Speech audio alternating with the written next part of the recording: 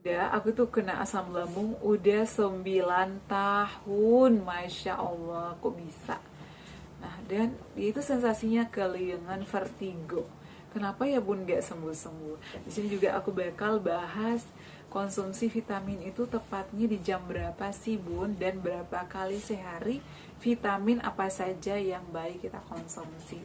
Nah, dan pejuang gastritis itu memang sensasinya banyak ya, dan itu bisa membuat kita lemas, kayak terkuras banget gitu tenaga kita.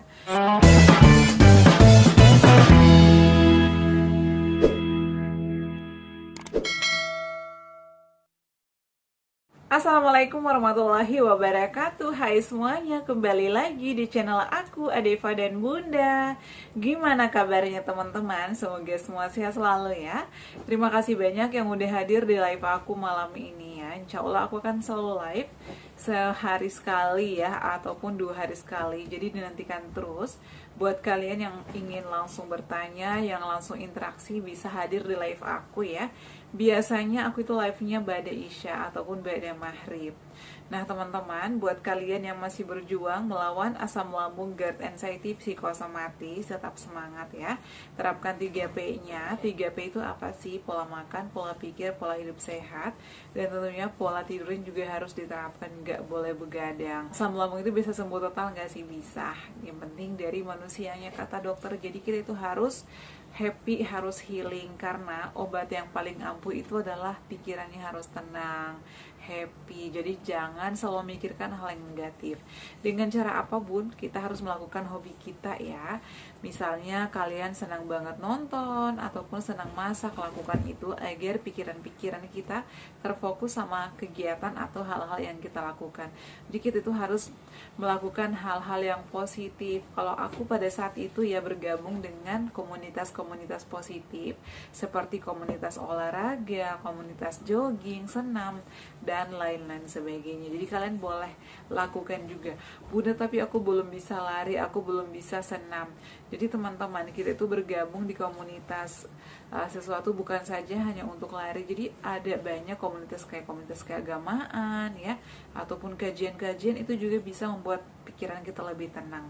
Jadi kalian bisa mencari nih apa nih yang cocok sama saya, dan tentunya juga harus terapkan olahraganya, karena olahraga itu adalah salah satu cara ya untuk mempercepat pemulihan kita. Kayak gitu ya. Nah, di video kali ini aku bakal bahas lagi seputar asam lambung, GERD, anxiety. Bunda jangan cepat-cepat dong ngomongnya, karena kemarin tuh banyak yang ngomong, Bunda cepat banget ngomongnya ya. Jadi aku tuh sharing berdasarkan pengalaman pribadi aku, karena memang aku bukan dokter, aku nggak ada basic kesehatan ya. Jadi aku itu pengalamannya kurang lebih 3 tahun, karena aku itu adalah pejuang gastritis. Gastritis itu memang banyak sekali sensasinya ya. Jadi di video kali ini aku bakal bahas lagi. Tadi ada yang bertanya, Bunda, kenapa sensasi gastritis itu sangat menguras emosi, sangat menguras tenaga kita, sangat menguras vitamin yang ada di dalam tubuh, sangat menguras tenaga. Jadi kita tuh bawaannya kayak lemas, capek, cepat ngos-ngosan, lunglai. Aku pun pernah ngalamin itu teman-teman.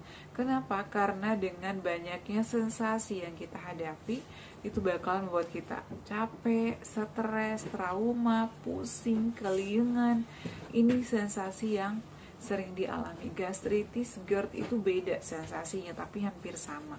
Jadi gastritis ini adalah adanya peradangan di dinding lambung dikarenakan sesuatu hal ya, bisa karena sering telat makan, bisa karena makannya jorok juga, ataupun bisa juga dari faktor pikiran. Intinya kita itu melanggar beberapa hal, makanya kita ngalamin itu. Dan yang mengalami gastritis ataupun GERD, lambung, tukak, dan lain sebagainya, itu semuanya ada sebab akibat. Jadi nggak serta-merta langsung kena GERD, nggak serta-merta langsung kena gastritis. Jadi pasti ada kesalahan di masa lalu yang sudah kita lakukan. Makanya kita ngalamin sensasi ini atau penyakit ini, dan pasti sembuh ya, karena setiap penyakit ada obatnya, dan Tuhan menciptakan penyakit itu selalu ada obatnya. Setiap ada masalah pasti ada solusi atau jalan keluarnya.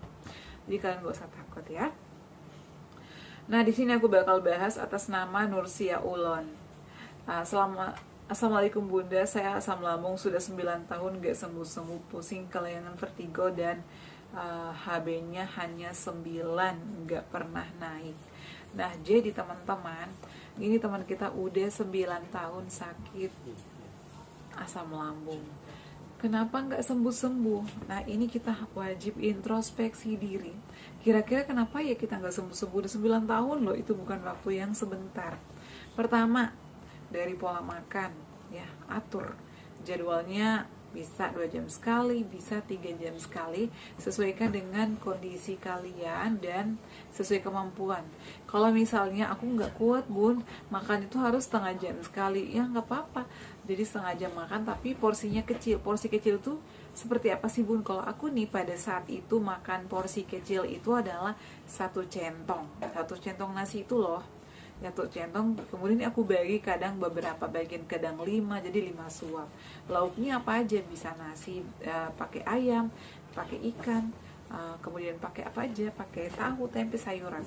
Yang penting jangan berlebihan dan dikunyah halus. Kemudian habis makan itu dikasih jeda dulu sekitar 10 menitan atau 15 menitan baru minum. Jadi buat kakak yang udah 9 tahun, terapkan ini. Makannya 2 jam sekali atau 3 jam sekali, porsinya kecil, dikunyah halus.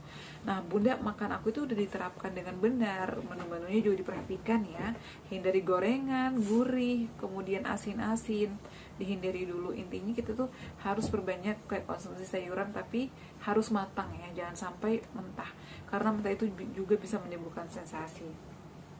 Nah, pusing, kelayangan, vertigo. Ini biasanya kenapa kelayangan, vertigo? Udah 9 tahun. Pasti ada sembuhnya, pasti ada sih sembuhnya. Tapi karena biasanya ini muncul karena kita tuh nggak disiplin. Udah sembuh nih, jadi kita begadang lagi. Kita coba makanan pantangannya lagi. Dan biasanya nih, pejuang asam lambung itu kalau udah sembuh makan itu balas dendam. Ya, ada temanku soalnya. Aku udah 2 tahun nih gak makan gorengan, aku udah 2 tahun nih gak makan pedas. Dia makan sepuasnya, kambuh lagi ya. Jadi aku tuh selalu cerewet, bukan sama kalian aja subscriber aku ya, bukan sama, tapi teman-teman terdekat aku juga. Kemarin aja aku ngoceh sampai rahang aku sakit. Kenapa? Teman kantorku tuh dia lagi kena lambung tapi nggak mau makan, jadi saya ngoceh panjang lebar. Dari situ ya, karena memang setelah di USG ada merah-merah lambungnya, terus dia langsung japri, kak ternyata benar apa kata kakak, bla bla bla. Iya, karena aku itu nggak serta merta sharing ya, jadi aku tuh sharing bukan dalam bentuk kosong gitu loh, karena memang pernah aku alami. Jadi teman-teman, kalau misalnya kalian menerapkan tips-tips dari aku, itu udah aku terapkan sendiri, makanya aku sharing ke kalian. Jadi aku tuh nggak langsung share begitu aja misalnya dari orang lain, enggak, karena memang itu pengalaman pribadiku. Dan kemarin tuh setelah teman aku habis USG dikasih obat-obatan, kata dokter, daripada kamu telat makan mendingan puasa sekalian. Dan besoknya dia langsung puasa. Saya omelin, kamu itu masih pemulihan, masih penyembuhan habis di USG, jangan puasa dulu. Saya langsung tarik, buatin oat, kasih telur, makan. Jadi menurut aku jangan menciptakan penyakit itu sendiri. Kita harus sayang sama diri kita. Makanya aku selalu ngomong ya ke kalian, teman-teman aku juga, kalau kamu nggak sayang sama diri kamu, sayang sama anak kamu, sayang sama suami kamu, sama ibu bapak kamu, sama keluarga kamu. Karena sakit lambung itu jangan disepelekan ya. Karena biasanya, aduh udah parah nih, kenapa? Karena dia itu awalnya disepelekan, cuman sakit lambung biasa. Ternyata itu ada tingkatannya juga, ada tingkatan menengah ya, kategori ringan, kategori menengah, kategori ke atas. Jadi kita harus hati-hati, sama halnya dengan yang udah 9 tahun ini ya. Jadi kenapa dia nggak sembuh-sembuh? Ya itu, pasti udah sembuh sedikit nih, dicoba lagi makanannya, pikirannya susah dikontrol, kemudian begadang lagi. Jadi ada banyak hal yang bisa membuat kambuh. Gak mungkin 9 tahun ini gak ada sembuhnya, pasti ada sembuhnya. Dan pasti dia pernah merasakan sembuh nih, cuman sedikit-dikit kambuh. Ini juga sering dialami karena biasanya pejuang asam lambung itu bandel. Makanya kalau misalnya pengen total sembuh, ya harus disiplin 3 bulan aja ya. 3 bulan, yang penting lambungnya itu, kan namanya luka, kalau udah sembuh itu bisa ya normal lagi.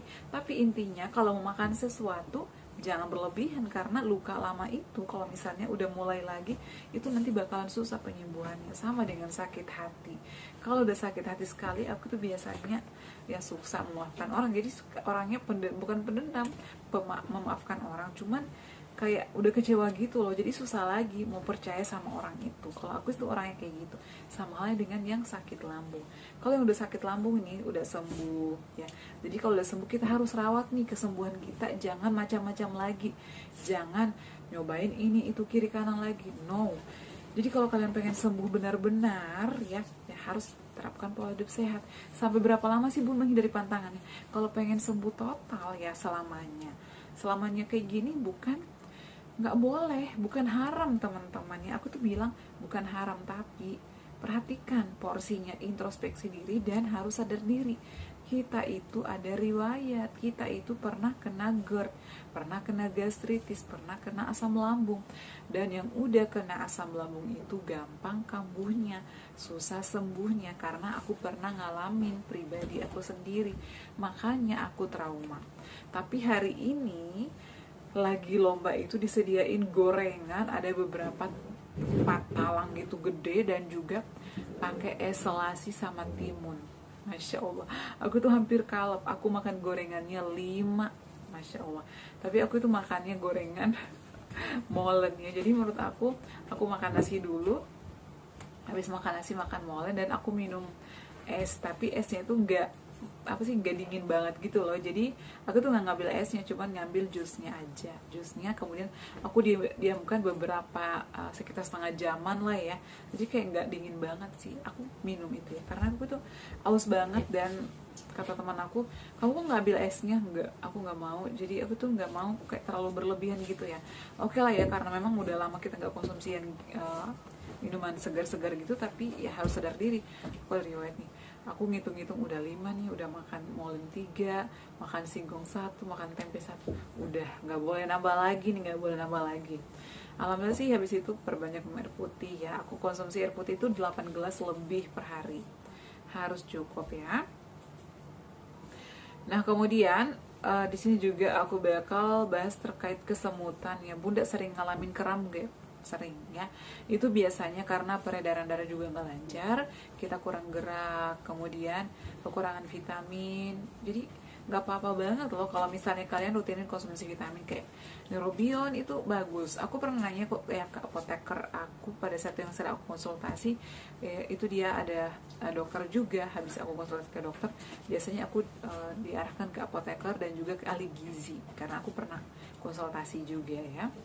Jadi nggak apa-apa banget kalau misalnya kita konsumsi vitamin B kompleks atau Neurobion, itu bagus karena itu bisa melancarkan peredaran darah. Dan ada beberapa orang yang memang sembuh dari konsumsi Neurobion Forte yang pink.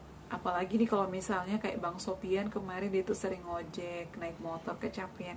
Saran aku dirutinin aja konsumsi B kompleks, tapi jangan rutin setiap hari sampai beberapa tahun, jangan.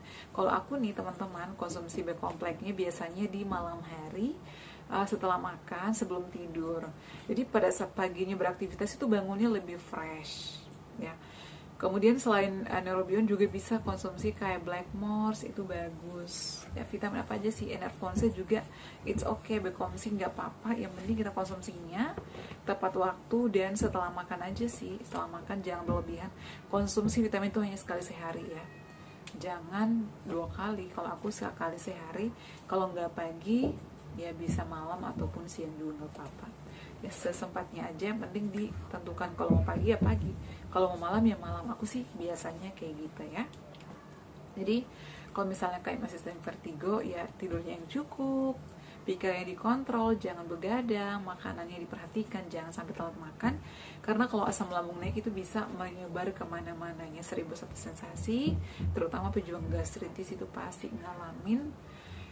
Sama juga sih penyakit GERD. Jadi GERD itu adalah cairan atau reflux yang kembali ke esofagus karena makanan tertentu atau habis makan langsung tidur dan lain sebagainya ya.